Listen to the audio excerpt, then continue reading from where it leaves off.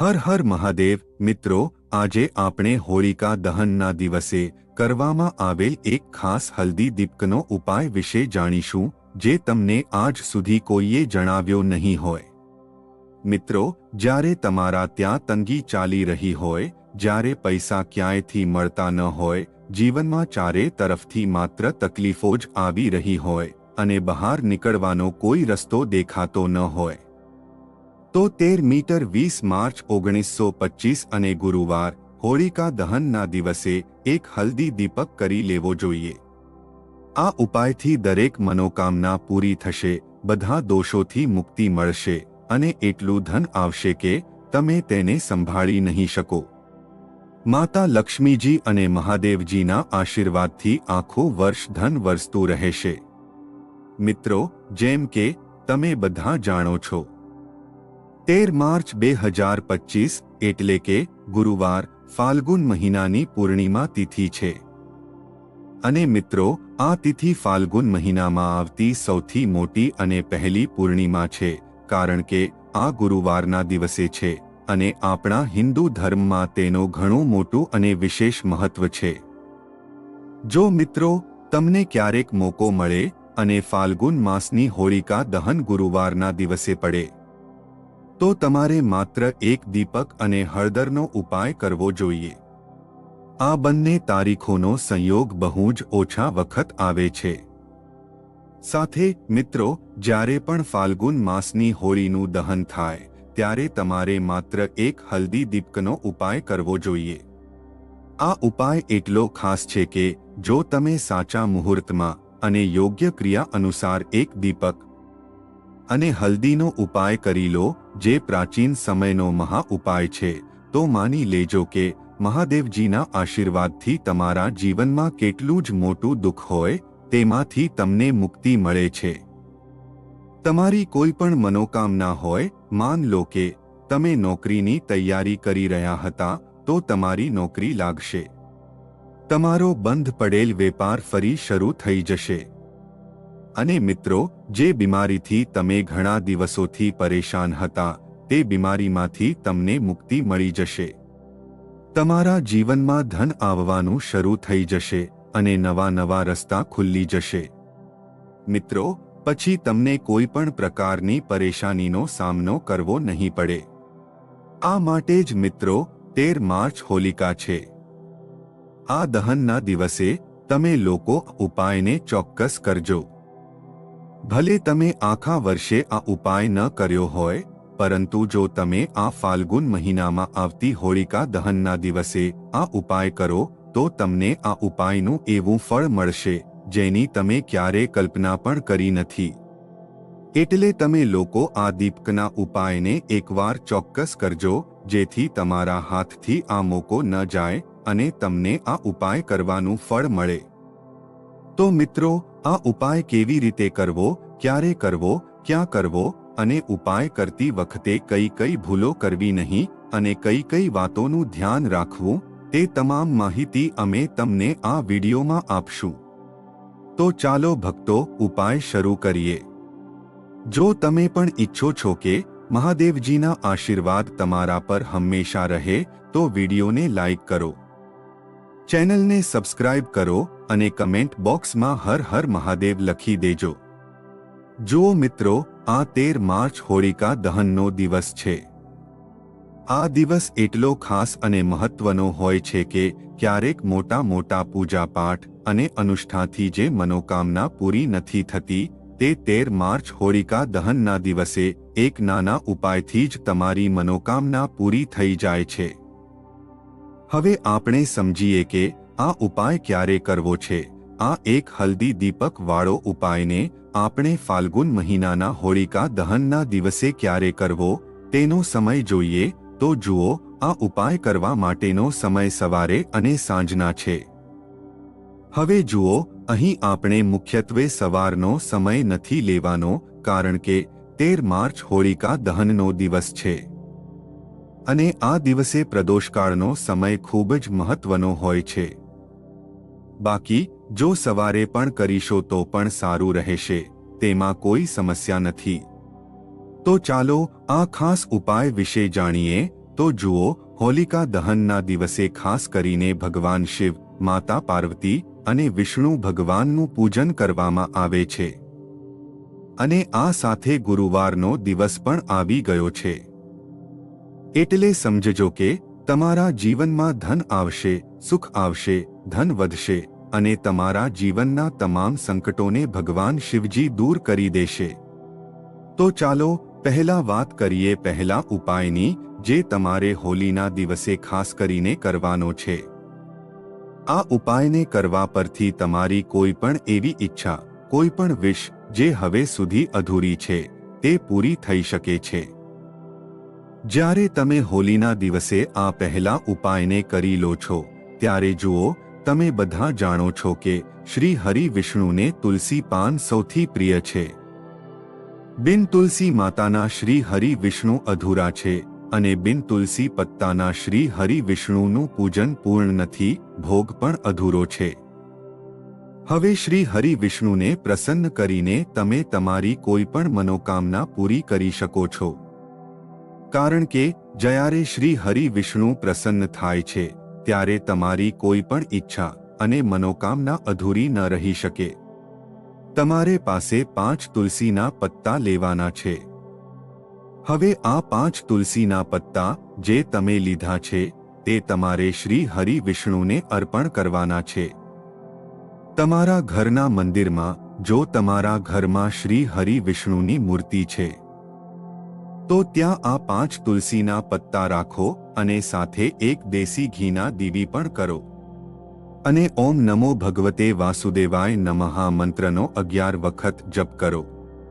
પછી શ્રી હરિ વિષ્ણુને તમારી ઈચ્છા, મનોકામના કહો. અને પછી જુઓ કે તમારી ઈચ્છા અને મનોકામના, જે કંઈ પણ તમારે જીવનમાં જોઈએ છે, જો તમારે ગરીબી દૂર કરવી છે, અથવા તમારા ધનમાં વધારો કરવો છે, કે જે પણ છે, જો તમારા ઘરમાં ફિઝૂલ ખર્ચા થાય છે કે પૈસા રોકાતા નથી, તો તમે ઈચ્છો છો કે પૈસા તમારા પાસે અટકી રહે, તો એવા જ કહો. વ્યક્તિ એવી છે જે બહુ બીમાર રહે છે કે પછી કોઈના લગ્ન થતા નથી, તો જેની જે ઈચ્છા છે, જે પણ તમારી ઈચ્છા છે, ફક્ત એક વખત શ્રી હરિ વિષ્ણુને કહી દો. કારણ કે ગુરુવાર પણ આ દિવસ છે અને સાથે વર્ષનો સૌથી મોટો દિવસ છે. આ દિવસ એટલો શ્રેષ્ઠ છે કે જે તમે શ્રી હરિ વિષ્ણુ પાસે માંગશો, તે જ તેમને કહી દો, તે તમારી ઈચ્છા અને મનોકામના ખૂબ જ ઝડપથી પૂર્ણ કરી દેશે. તો આ પહેલો ઉપાય છે. ચલો હવે બીજા ઉપાયની વાત કરીએ. તો જુઓ મિત્રો, જો તમારા જીવનમાં આર્થિક સંકટ બહુ જ વધારે છે અને પૈસાની સમસ્યા સતત ચાલતી રહે છે, પૈસા મેળવવા માટે તમે ખૂબ મહેનત કરી રહ્યા છો, તો આજે રાત્રે સૂતા પહેલા તમારે આ એક અદ્ભુત દીપકનો ઉપાય જરૂર કરવાનો છે. અને જો તમારો વ્યવસાય, દુકાન સારી રીતે ચાલતો નથી, તો આજે રાત્રે આ ખાસ દીપકનો ઉપાય જરૂર કરવો જોઈએ. જુઓ મિત્રો, દીપક તમારા ઘરમાંથી બધી નકારાત્મક શક્તિને બહાર કાઢે છે. આ ઉપાય તમે વર્ષે એક વખત જ કરી શકો છો. તો આ ઉપાય માટે તમારે તુલસીજીની સૂકી લાકડી લેવી પડશે, અને જો તમારા ઘરમાં તુલસીજીની લાકડી સૂકી પડી છે, તો તમે તે લાકડી તોડીને ઉપયોગ કરી શકો છો. પરંતુ તમારે ધ્યાન રાખવું જોઈએ કે સૂર્યાસ્તથી પહેલા જ તમારે આ તુલસીજીની લાકડી તોડવી પડશે. આ ઉપાય માટે તમારે પહેલા તો એક માટીનો દીવો લેવાનો રહેશે, અથવા તો તમે ઘઉંના લોટનો દીવો પણ લઈ શકો છો, કારણ કે ઘઉંનો દીવો બાકીના દીવાઓમાં શ્રેષ્ઠ માનવામાં આવે છે. આ દીવામાં તમારે શુદ્ધ ઘીનો ઉપયોગ કરવો પડશે અને આ દીવામાં તમારી જે તુલસીજીની લાકડી છે, તે પણ રાખી દેવાની છે. જે તુલસીજીની લાકડી છે, તેમાં તમારે 4 બાજુએ સારી રીતે ઘી લગાડવાનું છે. મિત્રો, જો તુલસીજીની લાકડીનો તમે ઉપાય કરી રહ્યા છો અને તે ખૂબ જ ઝડપથી સળગે છે, તો તમારે એક કાર્ય કરવાનું છે. તમારે થોડી રૂ લેવાની છે અને તે રૂઈને તુલસીજીની લાકડી પર સારી રીતે 4 બાજુએ લપેટી દેવાની છે. તુલસીજીની લાકડી ઉપર રૂઈ લપેટ્યા પછી તેને સંપૂર્ણ રીતે ઘીમાં ડૂબાડી દેવની છે. હવે આને તમારે બાતી તરીકે ઉપયોગ કરવાનો છે. હવે મિત્રો, આ દીપકને તમારે ક્યાં પ્રજ્વલિત કરવાનો છે? તો આ દીપકને તમે ભગવાન વિષ્ણુની સામે પ્રજ્વલિત કરવો પડશે, અથવા ભગવાન શ્રી રામની સામે પ્રજ્વલિત કરવો પડશે, અથવા ભગવાન કૃષ્ણની સામે. એટલે કે ભગવાન વિષ્ણુના જે પણ અવતાર છે તેમની સામે તમે આ દીપક પ્રજ્વલિત કરી શકો છો. અથવા તો તમે આ દીપક માતા તુલસીજીની સામે પણ પ્રજ્વલિત કરી શકો છો. જે પણ વ્યક્તિ આ રીતે તુલસીજીની દંડીથી આ દીપ દાન કરે છે તેના જીવનમાં ક્યારે પણ પૈસાની સમસ્યા નથી આવતી. એટલે તમારે આ ઉપાયને કરવા માટે વર્ષમાં માત્ર એક જ વાર અવસર મળે છે. આની કોશિશ કરો, તમારી તમામ ઈચ્છાઓ ચોક્કસ પૂરી થશે. આ જે ઉપાય છે તે રાત્રે સૂતા પહેલા કરવો જોઈએ. મિત્રો, આગળ વાત કરીએ તો તુલસીના કુંડામાં તમારે કઈ વસ્તુ નાખવાની છે જેના ઉપાયથી તમે તમારા જીવનમાં મહાધનશાળી બનશો. એટલું ધન મળશે કે કદી પણ તમારા ધનમાં કમી નહીં આવે, કદી પણ તમારું ધન બરબાદ નહીં થાય. તમારા પૈસાની બરબાદી સંપૂર્ણ રીતે તમારા જીવનમાંથી દૂર થઈ જશે. અને જે લોકો કહે છે કે ઘરમાં પૈસા તો આવે છે પરંતુ રોકાતા નથી અને પૈસા વધતા નથી, તેમને પણ ખાસ આ બીજો ઉપાય હોળીના દિવસે જરૂર કરવો જોઈએ. તો જુઓ, પહેલા જ તમે જાણો છો કે શ્રી હરિ વિષ્ણુની પૂજા અને તેમનો ભોગ તુલસી માતા વગર અધૂરો છે અને તુલસી માતા પણ શ્રી હરિ વિષ્ણુ વગર અધૂરા છે. તો જો તમે તુલસીનો કોઈ ઉપાય કરશો તો સીધા તમે શ્રી હરિ વિષ્ણુને પ્રસન્ન કરી લેશો. હવે વ્યક્તિને, એટલે કે જે પણ છે તે વ્યક્તિને કેટલું ધન આપવું તે શ્રી હરિ વિષ્ણુના હાથમાં છે. ધન આપવાનું કામ માતા લક્ષ્મી કરે છે, જે માતા તુલસીનું એક રૂપ છે. માતા તુલસી તે માતા લક્ષ્મીનું સ્વરૂપ છે. તો તમારે શું કરવાનું છે મિત્રો? પીસેલી હળદર છે જે શ્રી હરિ વિષ્ણુ સાથે સંબંધિત છે. આ તમારા ગુરુ ગ્રહ સાથે પણ જોડાયેલી છે, જે તમારી કુંડલીમાં ગુરુને મજબૂત બનાવે છે. આ સુખ સૌભાગ્ય લાવવા અને પૈસાનો વધારો કરવા માટે કામ કરે છે. તો તમે 1 ચમચી પીસેલી હળદર લેવાની છે અને આ પીસેલી સૂકી હળદરને તમારા ગમલામાં તુલસીના છોડમાં સારી રીતે નાખવાની છે અને ઓમ નમો ભગવતે વસુદેવાય નમઃ મંત્રનો જાપ કરવાનો છે. ઓછામાં ઓછા 11 વાર કરો અને હલકા હાથથી તુલસીના છોડમાં તમારે આખા ગામડામાં પીસેલી હળદર છંટકાવ કરી દો. તો જો તમે આ ઉપાય હોલીના દિવસે કરો છો તો સમજજો કે તમે તમારા જીવનથી નહીં પરંતુ આવતા 7 પેઢીઓના જીવનમાંથી દરિદ્રતા અને ગરીબીને દૂર કરી રહ્યા છો. કારણ કે હળદર સામાન્ય નથી. હળદર એટલી ઉત્તમ છે કે તે રાતોરાત તમારા જીવનમાં ચમત્કાર કરે છે. તમે જોયું હશે કે કોઈ પણ લગ્ન થાય છે, કોઈ પણ શુભ કામ કરીએ છીએ તેમાં હળદર જરૂર રાખીએ છીએ. ઘરમાં પ્રવેશ કરવાના સમયે પણ હળદરનો ઉપયોગ થાય છે. સ્વસ્તિક બનાવતા સમયે કોઈ પણ સારું કામ શરૂ કરતા પહેલા તેમાં હળદર નાખવામાં આવે છે. હળદર તમારા ગુરુ ગ્રહને મજબૂત બનાવે છે. જો તમારી કુંડળીમાં ગુરુ મજબૂત છે તો આ એક ઉત્તમ ઉપાય છે. તમારે તુલસીના ગમલામાં 1 ચપટી પીસેલી હળદર નાખવાની છે. આ ખરેખર ઉત્તમ ઉપાય છે. આ ઉપાયને હોલિકા દહનના દિવસે જરૂર કરો. આ વર્ષનો સૌથી મોટો દિવસ છે અને આ ઉપાય કરવા પર શ્રી હરિ વિષ્ણુ અને મહાદેવ તમને ખૂબ પ્રસન્ન થાય છે. મિત્રો, જીવનમાં ક્યારેક તમારી ગરીબી અને નિર્બળતા આવવા ન દેવું જોઈએ.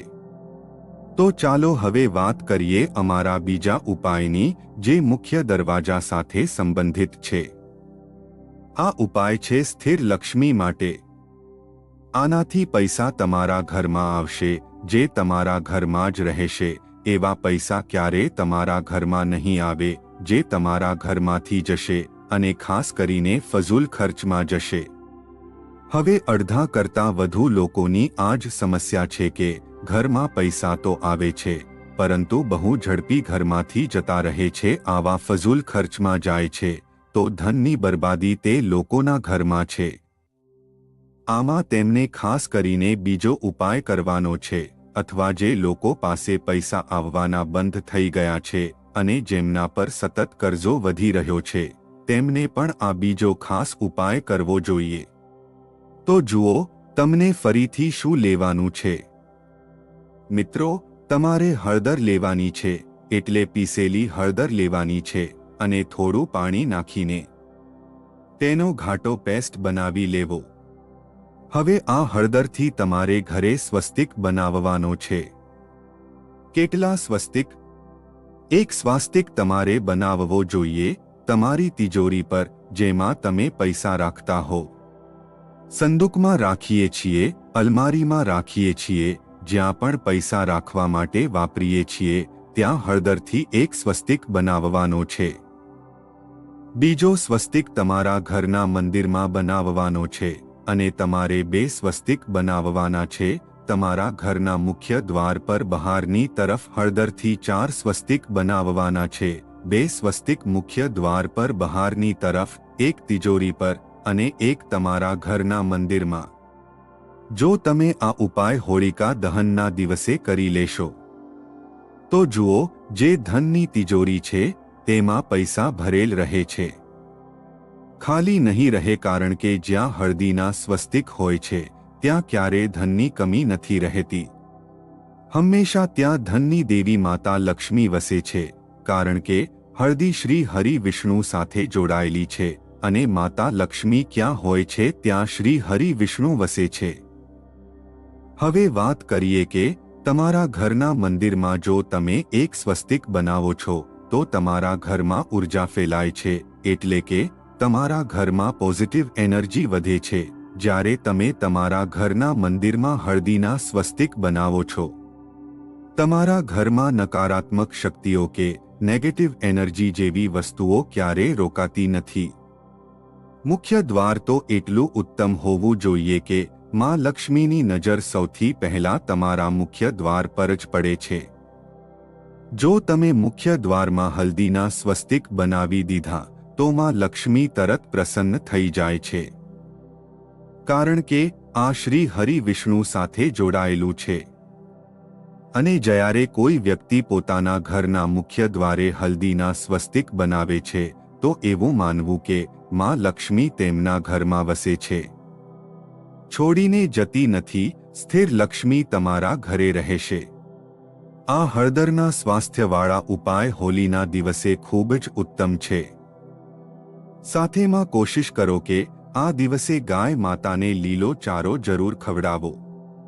હવે આગળના ઉપાય વિશે વાત કરીએ. પહેલો ઉપાય ખાસ કરીને તમને 7 ચણાના દાળનો છે. તો આ ઉપાય માટે તમારે માત્ર 7 ચણાના દાળની જરૂર છે. સાથેમાં 1 તાંબાના પાત્રમાં શુદ્ધ જળ લેવાનું છે અને આ બંને સામગ્રી લઈને તમારે ભગવાન શિવના મંદિરમાં પહોંચવાનું છે.